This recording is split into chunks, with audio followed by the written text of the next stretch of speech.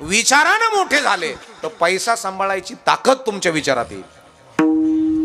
आणि तुमच्याकडे जर विचारच नाही पैसे आले ना ना ना ना ना ना ना ना ना ना ना ना.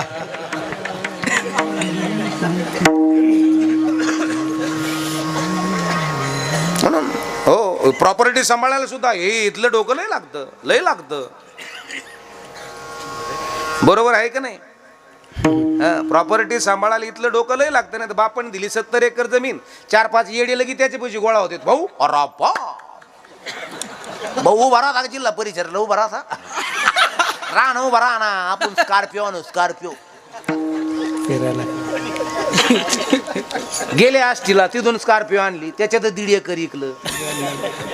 तिकूनच कपडे शिवले भारी भारी 3 बटन पुन्हा. अरे बाबा काय खासदारवानी देत ते भाऊ.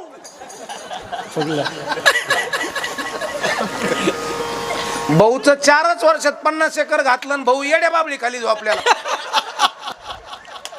जे हिंडणारे होते का ते गावाला म्हणतात येड होत ते.